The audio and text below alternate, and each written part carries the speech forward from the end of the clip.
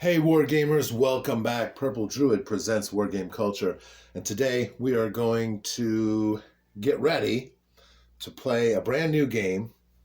It is called Crown and Dragon. It is a skirmish game, semi-fantasy Napoleonics, and it's based on the Savage Worlds game engine.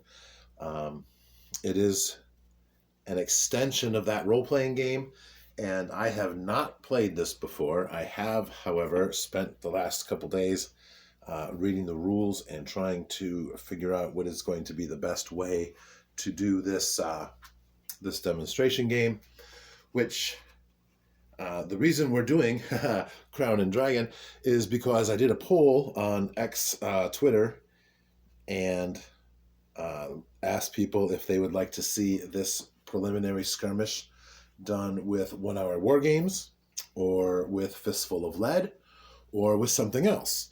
And if you had another suggestion, go ahead and leave a reply. And Graham from Aryan Games left a reply suggesting Crown and Dragon. And as the poll went on, we had an even split between Crown and Dragon and Fistful of Lead. So, because I have not played this, and I think it would be interesting to go ahead and try something new, I went ahead and selected this. Now, Graham was kind enough to send me a copy of the rules, which I did not have. And so, like I said, I've been spending some time over the last couple of days reading those rules and figuring out what's going to be the best way to do this. So this is not going to be a full-scale demonstration of that game.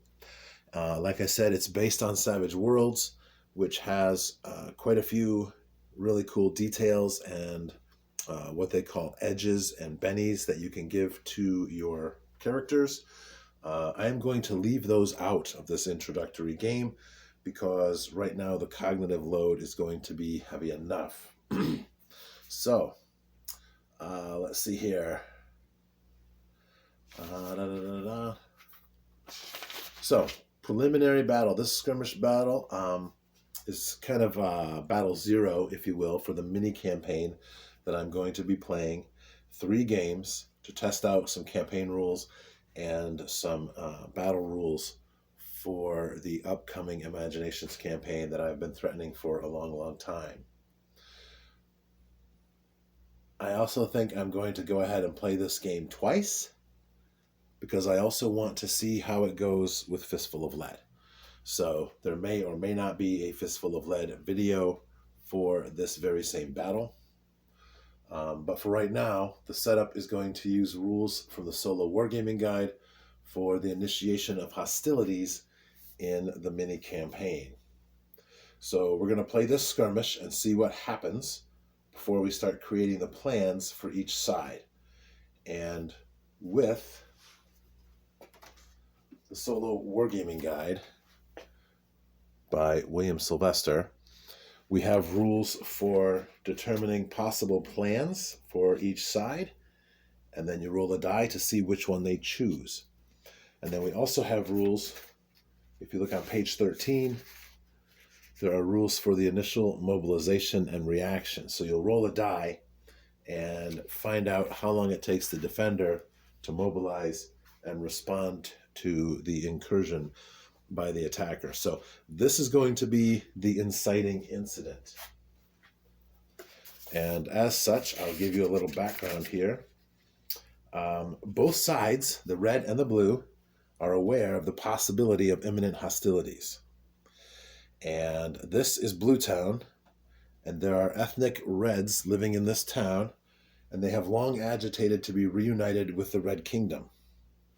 The Red King has been sending funds and weapons to Blue Town in support of the ethnic Reds. Now, on X month of 18XX, the Red Elders are holding a meeting to discuss demanding a vote on secession and leaving the Blue Kingdom and rejoining the Red Kingdom. Now, this meeting was betrayed by a Blue ethnic deputy who has sent a message to the nearby garrison. And just before sunset, the Blue troops approach Blue Town looking for the traitors.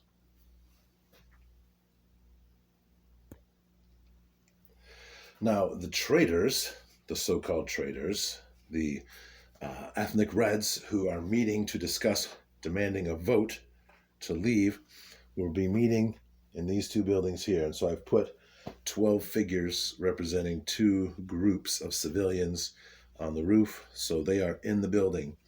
All of the single figures that you see along here, those are just civilians going about their normal day.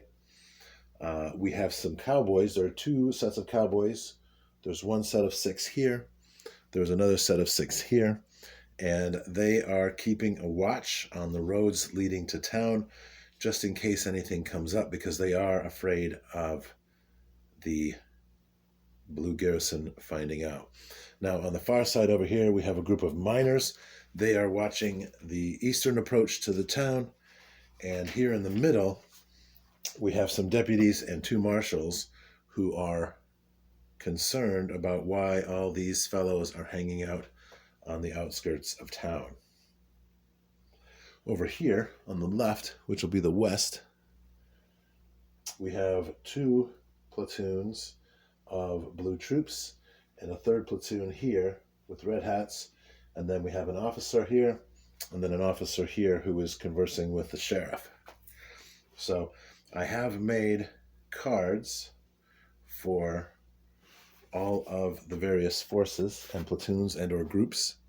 So as you can see here, each group has a score for agility, smarts, spirit, strength, vigor. The pace is their movement rate. The parry is their defense measure. Toughness is how they can resist damage, and then their fight ability. So these cowboys here will fight with a D10. And so when it comes time for them to battle, they'll roll a D10 and a D6, and they'll need to exceed the parry level of whichever group they happen to be fighting, and whether that's a shooting attack or a melee attack. And then the amount of damage they do will need to exceed the toughness of their opponent in order to do any damage. There is a chart. I've made a couple of quick reference sheets. So for instance, if the excess damage is 8 to 11 points, one of the models in that group will take a wound, and they'll get 2 shaken counters. Or, I'm sorry, 2 of those models will become shaken. So I do have wound counters that we'll be using, and I don't have shaken counters, or perhaps I don't. Anyway, we'll figure something out for that. I may just use plastic tokens. I know you guys like to watch these battles and see the tables kept clean of clutter like tokens and chits and things like that. So I will do my very best to keep the table looking nice and still be able to understand what's going on. So in any case, where are we at here? So at the beginning of the session, or the beginning of the scenario, I should say, the blue troops will be entering from the west. And the first group they will encounter is Cowboys 1. And words will be exchanged. The situation will escalate. And one of the cowboys is going to take a shot at the platoon of blue troops, and a battle will begin in the street. After the battle is completed, messengers are going to ride for the nearby provincial capitals, both of blue and of red. And we'll use Tony Bath's rules for couriers to determine how long that trip takes for each of those couriers. And then the troops will be dispatched and mustered, and the Hyde River Valley War will begin. Now, for this particular battle, the red team are going to consist of your cowboys and the miners, and then the 2 groups of civilians. The blue team will consist of the 3 groups of blue troops, and then the deputies and the marshals. I am going to roll, however, for the marshals to find out. One of them may have blue sympathies, and one of them may have red sympathies, or both. But we'll find that out when the game begins. The objectives for these 2 red units are going to exit the board to the north or the east. Now, That being said, they still have to come out the front of this building and go around. And because we're using 15 millimeter figures and they're on 19 millimeter washers, I am going to go ahead and use my 15 millimeter ruler. And so we'll count these marks as inches in terms of movement. So if a group has a pace of 6, they'll be able to move 6 spaces. These are 15 millimeter spaces.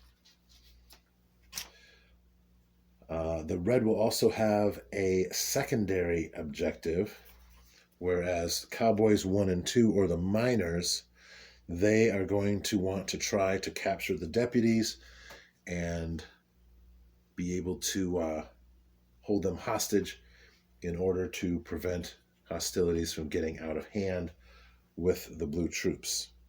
Now, the blue objectives, their goal is going to be to arrest the conspirators and to secure the bank building. This is the bank right here. So those are their objectives, and we shall see what will happen. One thing, however, keep in mind that the deputies here are blue, and so when the civilian reds start coming out of that building, what we'll say is that if they are able to get into melee and win a melee against a civilian, that they'll be able to capture that civilian, and then they can bring them to the jail, which is here. So let's see, and that's it. So that's the introduction. I think this will be an interesting battle. I think there's going to be enough going on with movement and basic combat and attempting to achieve the objectives in a solo game that we don't need to add in the extra rules for the edges, which are, special skills, and bennies, which will be adjusting die rolls and things like that. As I said, this is a brand new system for me, and so I'm going to attempt to manage the cognitive load in order to make this A, an entertaining game, and B, fun to play.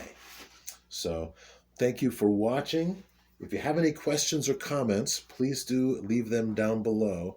I'm going to go ahead and publish this introductory video, and then I'm going to go ahead and run the game. So that game video, I am going to run through my editor on the laptop so that I can cut out sections where I may have to stop and refer to the rule book or things like that. So again, thanks for watching. Be sure and hit that subscribe button so that you don't miss any further episodes in this mini campaign. Have a great day and keep on gaming.